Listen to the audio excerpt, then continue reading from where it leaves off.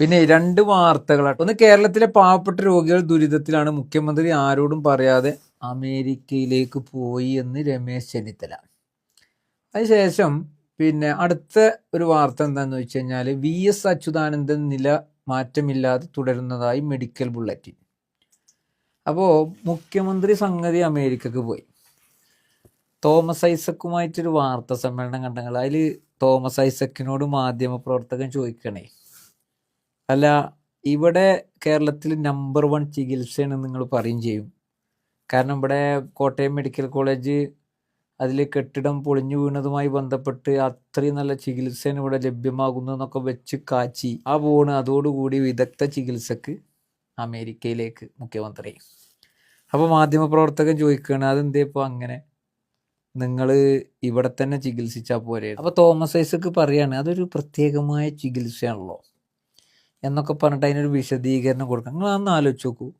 ഇത് അവനാൻ്റെ പോക്കറ്റിലെ പൈസ എടുത്ത് പോവുകയാണെങ്കിൽ പ്രശ്നമില്ല കേട്ടോ, അതങ്ങനെയാണ്. ഇപ്പോൾ വിവരാവകാശം കൊടുക്കുമ്പോൾ മുഖ്യമന്ത്രി അമേരിക്കയിലേക്ക് ചികിത്സയ്ക്ക് പോയതിന് എത്ര രൂപ എന്ന് ആരെങ്കിലും വിവരാവകാശം എഴുതി ചോദിച്ചാൽ ലക്ഷക്കണക്കിന് ഉറുപ്പ്യ ഉണ്ടാവും എന്നുള്ളതാണ് ഇപ്പോൾ നമ്മൾ വിചാരിക്കുന്നത്. ഇല്ലെങ്കിൽ വേണ്ട, മൂപ്പരെ പേഴ്സണലായിട്ട് പോയതാണെങ്കിൽ ഓക്കെ. ഇപ്പോൾ അച്യുതാനന്ദൻ്റെ ഒരു അവസ്ഥ നമുക്കറിയാലോ. ഏറ്റവും വിദഗ്ധമായ ചികിത്സ കിട്ടേണ്ട ഈ മനുഷ്യൻ എത്രയോ കാലങ്ങളായിട്ട് ഇവിടുത്തെ ഹോസ്പിറ്റലിൽ തുടരുകയാണ്. എന്തേ അദ്ദേഹത്തെ ഒന്ന് വിദഗ്ധ ചികിത്സക്ക് ഇവരൊന്നും ഹാജരാക്കാഞ്ഞു? നമ്മളെപ്പോഴും പറയും, ഇപ്പോൾ കഴിഞ്ഞ പ്രാവശ്യം മെഡിക്കൽ ഉപകരണങ്ങൾ വാങ്ങിയിട്ടില്ല, അവിടെ വലിയ അനാസ്ഥയാണ് എന്ന് തിരുവനന്തപുരം മെഡിക്കൽ കോളേജിലെ ഡോക്ടർ ഹാരിസ് വന്ന് പറഞ്ഞപ്പോൾ അന്ന് നമ്മൾ പറഞ്ഞു, ഇവരൊക്കെ ഇവരുടെ കാര്യങ്ങൾക്കൊക്കെ എല്ലാം പെർഫെക്റ്റ് ആണെന്ന് ഞാനൊരു വീഡിയോ ചെയ്തിരുന്നു. അപ്പോൾ അതിൻ്റെ അടിയിൽ വന്നിട്ട് സഖാക്കന്മാർ അങ്ങനെ കമൻ്റ് ഉണ്ട്. അത് ന്യായീകരണ തൊഴിലാളികളാണ്. ഇതാണ് ഇവരുടെയൊക്കെ വിജയം. അതായത് എന്ത് ചെയ്താലും അതിനെ ചോദ്യം ചോദിക്കുന്ന ആളുകളെ പച്ചത്തെറി വിളിക്കുക, അങ്ങനെ കാട്ടുക, ഇങ്ങനത്തെ ഒരു ഗതികേട് നമ്മുടെ നാട്ടിലുണ്ട്. അപ്പോൾ ആ വീഡിയോയിൽ ഞാൻ പറഞ്ഞു, ക്ലിഫ് ഹൗസിലെ കന്നുകാലി തൊഴുത്തിന് 50 ലക്ഷം, കണ്ണടക്ക് 35,000, ഇന്നോവ മാറ്റി അമേരിക്കയിലേക്ക് ചികിത്സക്ക് പോകും. ഇതിനൊന്നും ഒരു കോട്ടമില്ലല്ലോ. ആലോചിച്ച് നോക്കൂ നിങ്ങൾ. ഇവിടെ നമ്മുടെ ഖജനാവിലെ പണം ഉപയോഗിച്ചുകൊണ്ടാണ് ഇവർ ഇത് നടത്തുമ്പോൾ ഒരു ഭാഗത്ത് അവിടുത്തെ ഡോക്ടർ പറയാണ് ഓപ്പറേഷൻ, സാധാരണക്കാരാണല്ലോ ഇപ്പോൾ ഈ മെഡിക്കൽ കോളേജിനെ ആശ്രയിക്കുക. ആ സാധാരണക്കാർ ആശ്രയിക്കുന്ന മെഡിക്കൽ കോളേജിൽ എന്തില്ല, സാമഗ്രികളില്ല എന്ന് പറഞ്ഞുകൊണ്ട് ഒരു ഡോക്ടർ രംഗത്തേക്ക് വരേണ്ട ഒരവസ്ഥ കേരളത്തിലെ. എന്നിട്ട് അതിന് വിദഗ്ധ സമിതിനെ വെച്ചങ്ങാണ്ട് വിദഗ്ധ സമിതി പറയാണ് കാലതാമസം ഉണ്ടായിട്ടുണ്ട്. അപ്പാളത്തിന് ആ ഹാരിസ് ഡോക്ടറെ വിളിക്കേണ്ട മുഴുവൻ വിളികളും ഇവർ വിളിച്ചു കഴിഞ്ഞു. ന്യായീകരണ തൊഴിലാളികൾ, സൈബർ. അതിനുശേഷം കോട്ടയം മെഡിക്കൽ കോളേജിലെ ബിൽഡിംഗ് തകർന്നു വീണ് ഒരു പാവപ്പെട്ട വീട്ടമ്മ മരിച്ചല്ലോ. ആർക്കെങ്കിലും വല്ല പ്രശ്നമുണ്ടോ? അപ്പോൾ ഇതൊക്കെ വലിയ അനാസ്ഥയായി തുടരുമ്പോഴാണ് ഇവർ ഈ പണിയെടുത്തുകൊണ്ടിരിക്കണമെന്നാണ് ഞാൻ പറയുന്നത്. ആര്? തൊഴിലാളി പാർട്ടികളുടെ നേതാവ്. അപ്പോൾ ഇന്ന് തോമസ് ഐസക്കിൻ്റെ മറുപടിയൊക്കെ കേട്ടപ്പോൾ ഇവരൊക്കെ എവിടെ എത്തി?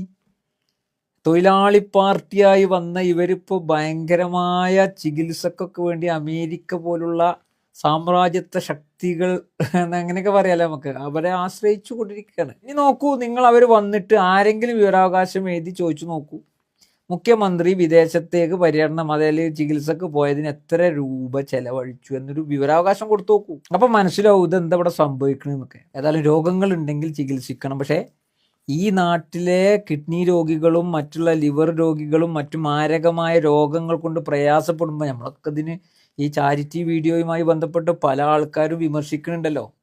എടങ്ങേറ് കൊണ്ട് ലക്ഷക്കണക്കിന് രൂപ ജനങ്ങളിൽ നിന്ന് പിരിച്ചുകൊണ്ട് പ്രൈവറ്റ് ഹോസ്പിറ്റലുകളുടെ ആശ്രയിക്കേണ്ടി വരുന്നൊരു ഗതികേട് ഈ നാട്ടിലുണ്ടേ. ആ നാട്ടിലെ ഗവൺമെൻറ് സംവിധാനത്തിൽ അത് കൊണ്ടുവരാതെ മുഖ്യമന്ത്രിക്ക് ലക്ഷക്കണക്കിന് ഉറുപ്പ്യൻ്റെ ചികിത്സ കിട്ടിയിട്ട് നാട്ടിലെന്ത് പ്രയോജനം എന്നാണ് എൻ്റെ ചോദ്യം. അത് ചോദിച്ചൂടെ? നിങ്ങൾ തെറി വിളിച്ചാൽ തെളിവ് വിളിച്ചോളി, ഒരു പ്രശ്നമില്ല. ഒരു ലിവർ ട്രാൻസ്പ്ലാന്റേഷൻ എന്ത് ചെയ്യും? ഒരു കിഡ്നി ട്രാൻസ്പ്ലാന്റേഷൻ എന്ത് ചെയ്യും? മജ്ജ മാറ്റി വെക്കൽ എന്ത് ചെയ്യും? ഇവിടെ വല്ല സംവിധാനം ഉണ്ടോ? ഒരു സംവിധാനവും ഇല്ല. പക്ഷേ വലിയ വലിയ ആൾക്കാർക്ക് അമേരിക്കക്കും ഇംഗ്ലണ്ടിലൊക്കെ പോയിട്ട് ഓൽക്കൊക്കെ ചികിത്സ തേടാം. സർക്കാർ അതിന് സംവിധാനമുണ്ട്, അതിന് ഫണ്ടും ഉണ്ടാവും. ഒരു കുട്ടി ഇവിടെ പ്രയാസപ്പെട്ടാൽ ഓന് നാട്ടുകാർ പിരിച്ചിട്ട് അവിടെ കൊടുക്കണം. അതാണ് മാറ്റം. അതാണ് ഇവിടെ പറഞ്ഞു വരുന്നത്. ഓക്കെ, നിർത്തുന്നു. നന്ദി.